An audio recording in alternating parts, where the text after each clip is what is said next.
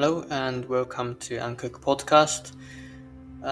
Today's episode, I'm going to introduce the kanji hi. But before that, I'd like to mention two things about kanji. That's onyomi and kunyomi.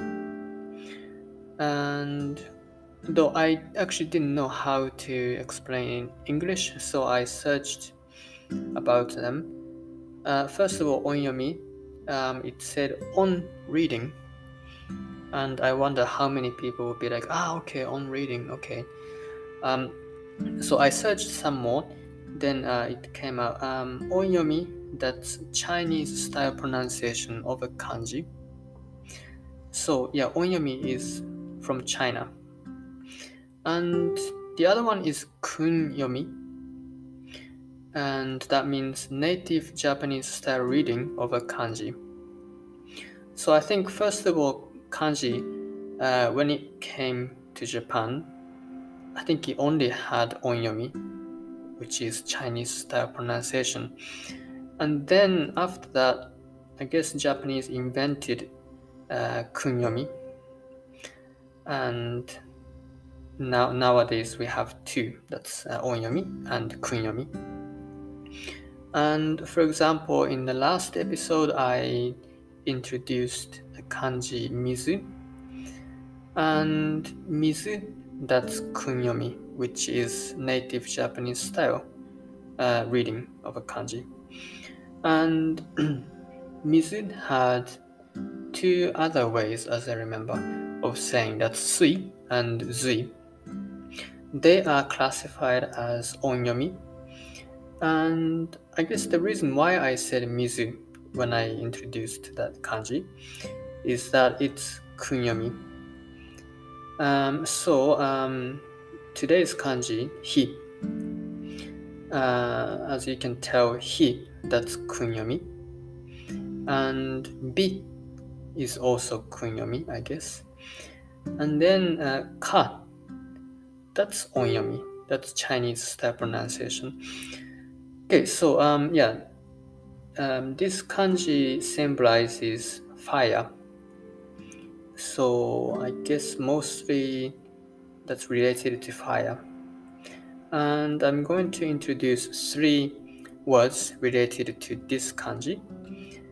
First one is hanabi. Hanabi.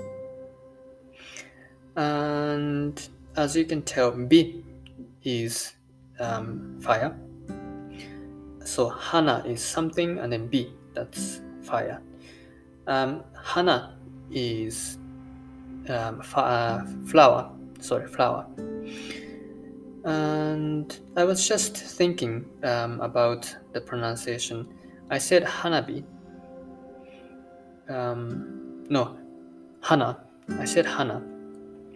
But I think this way of pronouncing, that's actually Kansai region way of saying, so-called Kansai Ben. Standard Japanese would be hana, I guess, hana.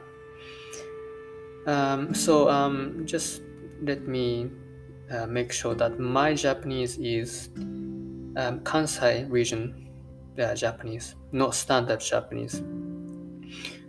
Okay, so hanabi, that's flower fire. In English, that means fireworks. Okay, fireworks.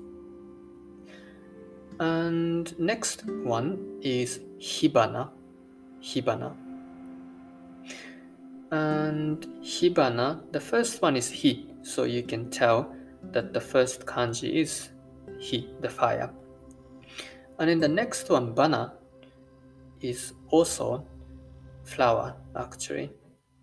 I guess you'll be like, oh, why? It should be hihana, because the first one is hanabi. But actually, if it's hana, it would sound like hihana. And I'm not really sure about Japanese learners, but for native Japanese people, hihana sounds really wrong. So we changed it to hibana, so that it sounds a bit more natural. And also maybe same thing happened to hanabi. It should be hanahi, but it sounds not natural, so we decided to change it to hanabi. And in English, there is something called assimilation, as I remember, and it's like to make it sound natural. For example, at the university, native English people would say at the university, not like at the university, or like at the university, because it sounds not natural. So they decided to put them together, and then at the university is the natural way of saying. And I guess similar thing happened to the Japanese language, hanabi or hibana, not hanahi or hihana. Okay, so yeah, these ones, hanabi and hibana, they were using kunyomi of the kanji, fire. And the last one I'd like to introduce is kazan. And in this case, ka, that's onyomi, kazan. And then, zan, it's actually the mountain, and that's sun. But again, kasan sounds not natural, so we decided to make it as kazan. Yeah, and then kazan, the meaning of kazan is volcano. And I guess I forgot to mention the meaning of hibana. Hibana, that's fire flower, that means sparks. And I don't know why, but hanabi, flower, fire, that means fireworks. Okay, so please be careful.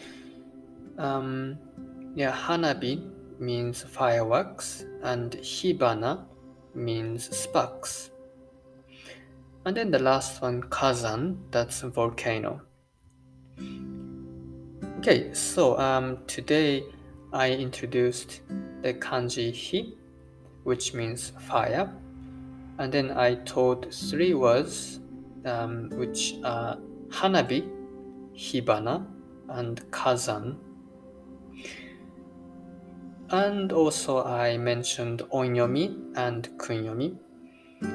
And let me make sure the meaning of onyomi and kunyomi. Onyomi is Chinese style pronunciation of kanji, and kunyomi is native Japanese style reading of a kanji. Okay,